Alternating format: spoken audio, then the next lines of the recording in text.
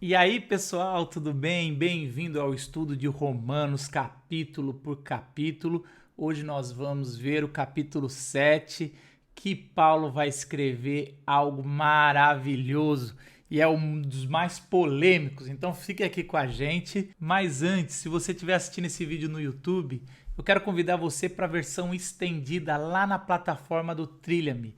A inscrição é aqui embaixo, é gratuita. Se você chegar no final, você vai receber um certificado. Lá eu respondo as questões, aqui não dá, é muita gente.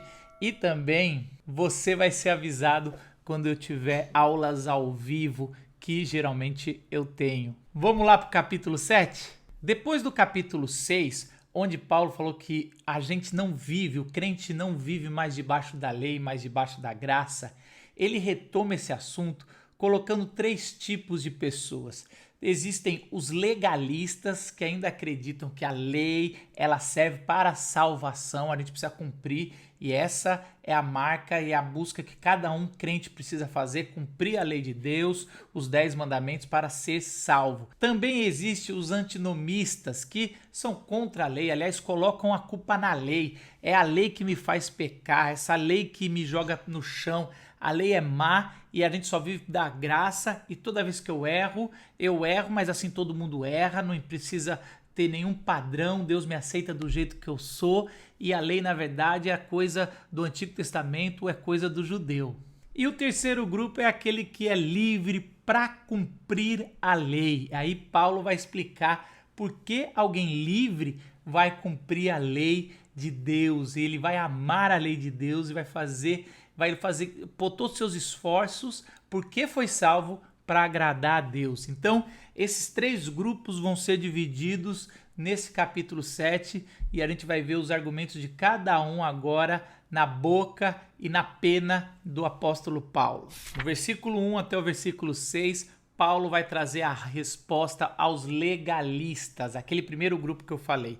Ele vai usar uma metáfora do casamento. Aliás, eu adoro essa metáfora do casamento porque ela é muito boa. Nesse começo, Paulo vai usar 3 vezes a expressão libertação da lei. A gente vai ver um princípio legal nessa argumentação de Paulo. Assim como toda a argumentação da carta de Paulo aos Romanos, que é jurídica, aqui também a lei tem essa autoridade, esse kyrios sobre o ser humano enquanto estiver em vida. Depois que morre, essa lei perdeu essa autoridade legal. Então Paulo está querendo trazer um argumento legal e jurídico para a lei como uma lei que funciona enquanto nós estamos vivos. E que por isso Paulo vai usar a ilustração do casamento, né? De que alguém que ficou viúvo ou viúva da lei pode se casar com Cristo, porque agora que a lei morreu, ela não tem mais essa autoridade sobre a pessoa. Aqui nessa ilustração, quem morre é a lei para que a gente possa casar. Então você tem que entender a condição da viúva aqui que Jesus está trazendo. Uma coisa importante que eu quero trazer para você, Paulo não está querendo legislar sobre o que é separação. Se você ler esse texto e falar, olha só como é proibido a separação, Paulo está dizendo que se alguém casar de novo e o antigo cônjuge ainda estiver vivo, estará em adultério. É lógico que isso era um princípio judaico do Antigo Testamento, mas existe a carta de divórcio dada por Moisés e Paulo não está querendo entrar nesse argumento aqui. Ele está querendo falar sobre justificação e salvação. E depois dessa ilustração, Paulo vai usar o argumento teológico que a gente morreu para a lei e ressuscitou com Cristo para uma nova vida de graça. Martin Lloyd Jones, no seu comentário A Lei, Seus Limites e Suas Funções, ele vai falar que o fruto do casamento são os filhos, né? E Paulo usa aí no versículo 4 a palavra o fruto que vai dar dessa ressurreição, desse novo casamento. Independentemente se esse fruto, que a gente costuma querer pegar de outras metáforas que Paulo usa, como aquele acabou de falar do casamento, é a consequência do casamento, é a santidade. Esse é o filho do casamento que nós tivemos com Cristo, apesar que o nosso casamento com a lei antes, e lembrando que Paulo era um judeu que amava a lei antes de ter entendido que Cristo era o Messias que ia trazer a graça ao mundo, então esse casamento com a lei não gera santidade ou não gera filhos, é infértil. Agora esse novo casamento, essa nova união, ela vai gerar santidade na nossa vida. No versículo 5 e 6, Paulo vai falar sobre a antítese fundamental de viver no domínio da lei, aonde a carne conseguiu gerar em nós mais pecados. Você lembra do último exemplo que eu dei no capítulo 6, sobre você chegar para uma criança e falar, pegar um brinquedo que está jogado no canto, ela está brincando com vários outros e falar, não brinque com esse brinquedo, eu proíbo, e deixar em cima de uma mesa. Ao sair daquele ambiente, a lei que você criou vai gerar um pecado maior naquela criança, que ela vai ficar doida para mexer com aquele brinquedo. E é exatamente isso que Paulo está dizendo, essa antítese de que ao se livrar da lei, nós podemos seguir a lei, mas ao abraçar a lei como única fonte de fé e prática ao cumprimento da lei, nós vamos descumprir cada vez mais. Mas no final das contas, o cristão deve seguir a lei ou não? Sim, nós somos livres para servir a Deus e agradar a Deus em cima da sua lei e não para ser escravo dela ou para pecar à vontade. Por isso que nós somos livres. Ao mesmo tempo, não, porque as motivações do nosso coração mudou completamente. Nós não servimos a lei para ser salvos, nós servimos a lei para obedecer o nosso Salvador. Agora no versículo 7 a 13, a gente vai ver Paulo respondendo àqueles que não gostam mais da lei, ao antinomianismo, aqueles que realmente acham que a lei é a causadora de todos os males. Paulo foi acusado disso e Paulo vai fazer uma defesa da lei, relembrando o seu passado como fariseu, amante e obediente da lei. Agora, a grande questão é se Paulo está fazendo um relato autobiográfico, se ele está falando dele mesmo entre o versículo 7 e 13, se ele está falando de Adão como uma referência, já essa analogia que ele fez nos capítulos anteriores, ou se ele está falando de Israel, que ele antes vivia sem lei, aí veio o mandamento, foi dado, o pecado reviveu por causa desse mandamento e a última consequência é que ele morreu. Então, quem será que está falando aqui? Se Paulo está falando dele mesmo ou se é uma metáfora aqui, porque ele vai falar vários eus aqui. Eu fiz isso, eu fiz aquilo, mas não necessariamente ele está contando um relato autobiográfico. Primeiro, vamos ver o argumento como se fosse Paulo falando dele mesmo. Esse argumento você pode pensar como um Paulo, uma criança que chegou aos seus 13 anos no seu bar mitzvah, e aí ele lá pôde ter a consciência, foi dado para ele a lei naquele batismo que ele tem, e aí como se ele tivesse uma rebeldia de adolescente e viveu aí quando chegou a lei, veio a morte e o pecado sobre a vida dele.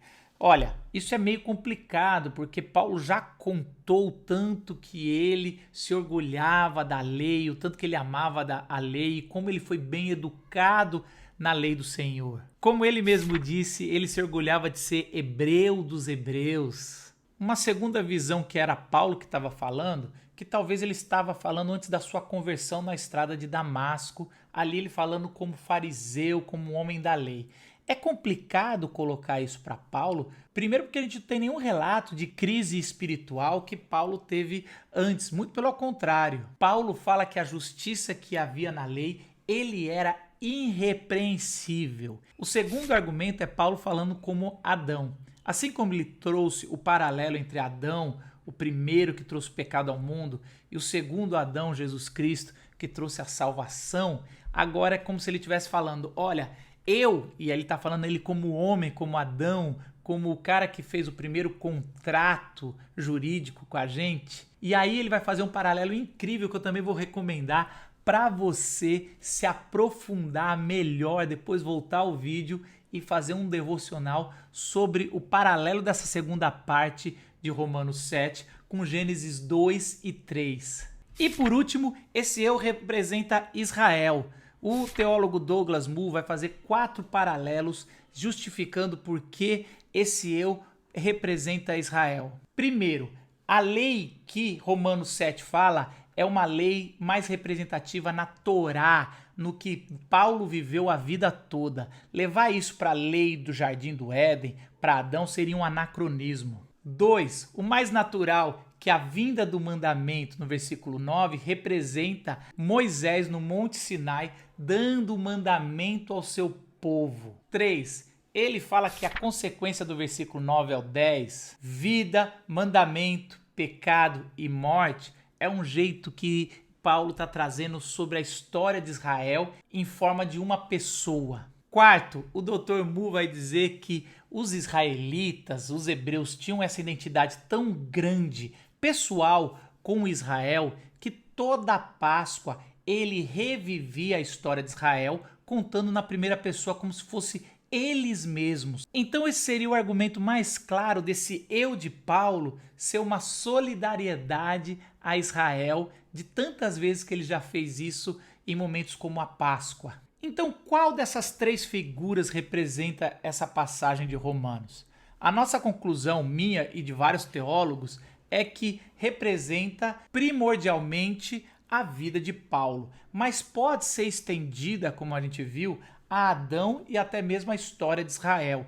Então é um arcabouço aqui de sabedoria que a gente pode tirar para a nossa vida. Nesses versículos, Paulo vai fazer 2 perguntas e vai desenvolver a sua resposta. Primeiro, a lei é pecado? E Paulo vai responder de forma clara, dizendo de jeito nenhum, a lei não gera o pecado. Essa é a primeira pergunta dos seus acusadores imaginários que ele está na cabeça. Mas ele vai dizer que, primeiro, a lei revela o pecado. Ele vai dizer, de fato, eu não saberia o que é pecado se a lei não tivesse me falado. Então, é muito óbvio que a lei não faz pecar, mas revela o pecado. E que também traz a convicção que somos pecadores. No caso aqui de Paulo, foi o 10º mandamento, quando ele fala sobre a cobiça, que foi quando caiu a ficha que ele era pecador mesmo. Além da lei revelar o pecado, Paulo vai dizer que a lei provoca o pecado. E é exatamente aquele argumento que quando a gente vê uma lei, não faça isso, a gente fica com aquela vontade no coração de fazer.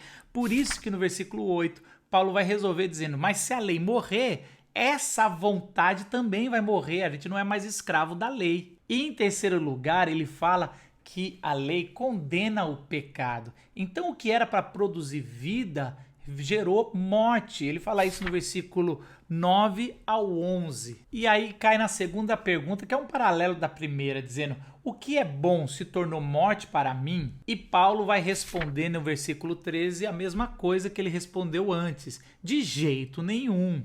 Então presta atenção, a lei é santa, mas é incapaz de santificar. A lei é boa, mas é incapaz de salvar. É isso que é o argumento de Paulo. A lei é boa em si, mas ela não atinge o propósito que toda a nossa alma, toda a criação caída anseia, que é reconectar-se com o Criador. Na terceira parte, Paulo vai voltar a essas pessoas que são livres da lei, mas decidem cumprir a lei. E ele vai falar sobre a fragilidade da lei e os conflitos que temos interiormente. A primeira pergunta que a gente se faz quando está lendo esse final do capítulo 7 é se esse eu que Paulo está falando é de uma pessoa convertida ou não. São tantos conflitos que a gente não sabe se Paulo está descrevendo ele ou a figura que ele está usando de antes da conversão ou depois da conversão. As duas teses têm argumentos a favor e argumentos contra. O problema é que os argumentos contra são bem fortes, principalmente aqueles argumentos que fala do Paulo, que fala da alegria interior,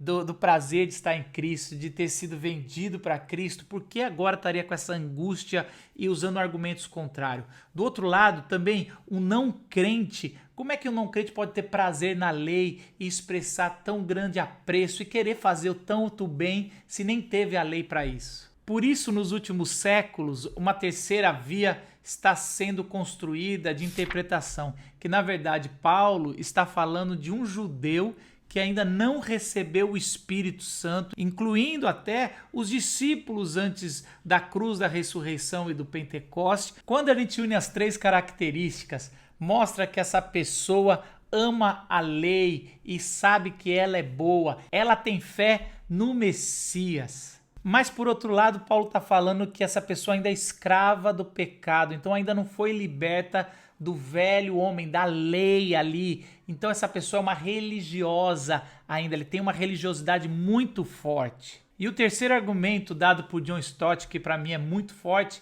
mostra que essa pessoa não sabe nada do Espírito Santo. Quando a gente vai ler Romanos 7, a gente vai ver que o Espírito Santo não é citado para essa pessoa, mas muito é citado em Romanos 7 sobre a lei. A lei e todas as palavras que são seus sinônimos é citado 32 vezes no capítulo 7. Mas se a gente for para o capítulo 8 de Romanos, o Espírito Santo vai ser citado 21 vezes. E esse contraste do capítulo 7, de alguém que é convertido, mas ainda vive pela lei, e alguém que é convertido do capítulo 8, que vive no Espírito, é esse o argumento que Paulo está trazendo aqui. Essa pessoa que ainda vive no já e ainda não, está no processo de conversão, que tem muito a ver com o público-alvo ali em Roma, dos judeus que estavam convertendo ou já tinha sido convertido, mas estava nesse processo de entender o que era o Espírito Santo, que tinha vivido no Pentecostes, mas muitos ainda não tinham recebido. Uma aplicação correta de Romanos 7 e 8 é mais ou menos equivalente a muitos igrejeiros hoje que têm um comportamento do Antigo Testamento. Acreditam em Deus, acreditam na lei, mas não vivem. São as pessoas religiosas ou com religiosidade, mas não vivem no Espírito. Paulo vai falar sobre a lei e a carne manifestada no crente. Por 2 vezes, Paulo vai falar que nós sabemos, é um conhecimento de alguém que sabe que tem alguma coisa errada, conhece a lei e sabe que a carne, essa palavra que Paulo vai usar várias vezes, no original o sarx, que a lei é espiritual, mas nós somos carnais. Quando Paulo fala no versículo 18, eu sei que nada de bom habita em mim, isto é, em minha carne, ele não está falando que tudo que está em nós é mal, mas que até as coisas boas que nós fazemos têm a marca do mal. É o que falamos em outro vídeo sobre a depravação total.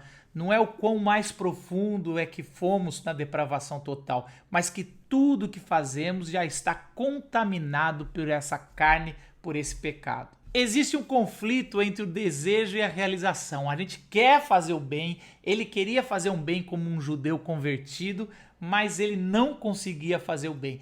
É o fruto da lei. Aquele que ama a lei, se apega à lei, ele sabe o que é certo, mas é muito frustrante porque não consegue realizar. Eu lembro de ter ouvido uma entrevista do Pete Sampras, um dos maiores tenistas da história, e ele tinha um técnico que ensinava ele tudo. Ele sempre falava, eu não faço nada sem o meu técnico saber e me ensinar, né? E me falar para fazer. Olha, quem era o atleta que sabia praticar era o Pete Sampras, não o técnico, que eu nem sei o nome. É interessante isso. Aquele técnico sabia o que era certo para se fazer no tênis, mas se colocasse ele lá dentro para jogar, provavelmente ele não ia chegar aos pés dos adversários do Pete Sampras. É mais ou menos essa a figura do judeu convertendo ou desse religioso igrejeiro que está indo na igreja, já sabe o que é certo, mas na hora de colocar na prática não consegue. Existe uma dupla realidade do crente que está debaixo da lei que se manifesta em 4 aspectos. Primeiro, os 2 egos, os 2 eus. Paulo vai falar no versículo 21 que o bem que ele quer fazer sempre tem o mal seguindo.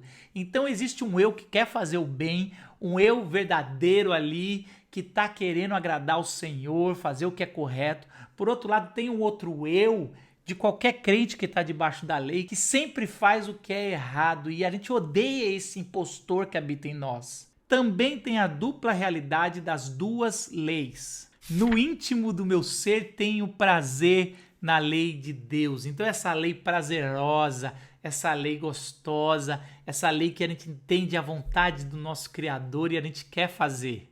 Mas também Paulo fala no versículo 23 que existe uma lei que toma a mente dele e que faz ele pecador ou escravo do pecado. A gente vê em terceiro lugar os 2 clamores. No versículo 24, Paulo faz um clamor desesperado. Ele grita: miserável homem que sou, quem me livrará do corpo sujeito a essa morte? Ele está tão angustiado, parece que está pingando suor, sangue quando a gente lê isso, de alguém que está desesperado, alguém que fez um pecado, acabou de cometer ou foi pego num pecado e está com raiva de si mesmo. Eu, como pastor, aconselho muitas pessoas que estão na fé, estão no caminho e se pegam pecando, estragando o casamento, estragando a sua vida, falando coisas que não queria ter falado e realmente tão angustiada e clamando igual ao Paulo. Mas por outro lado, Paulo no versículo 25 vai falar: graças a Deus por Jesus Cristo nosso Senhor. Existe um outro clamor de alguém que estava no seu limite e foi encontrado pelo Senhor Jesus. Graças a Deus. É como se alguém tivesse preso num prédio pegando fogo,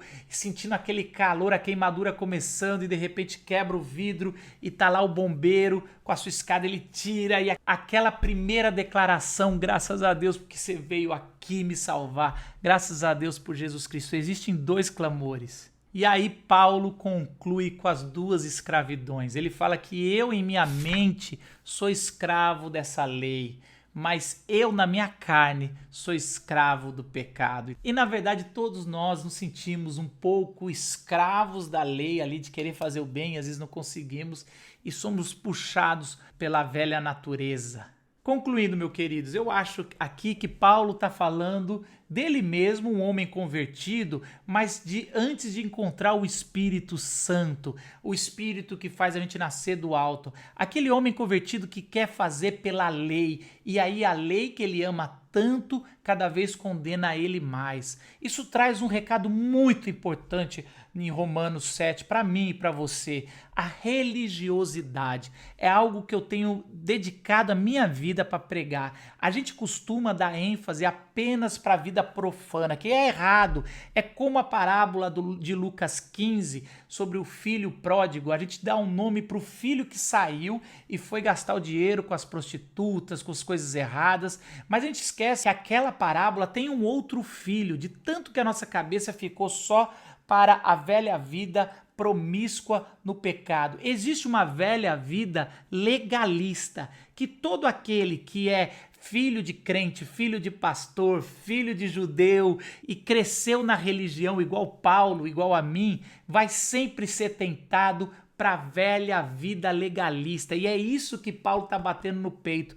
Ele fala: se eu não tomar cuidado, eu faço da lei meu salvador. E também você, se você cresceu num ambiente cristão, evangélico, católico, bem rigoroso, provavelmente sua velha natureza vai te puxar para um legalismo, essa religiosidade, que o bem que você quer fazer, você não faz porque você confia mais na lei do que no Espírito. Graças a Deus que o Espírito foi derramado e no capítulo que vem a gente vai ouvir falar um pouco mais disso.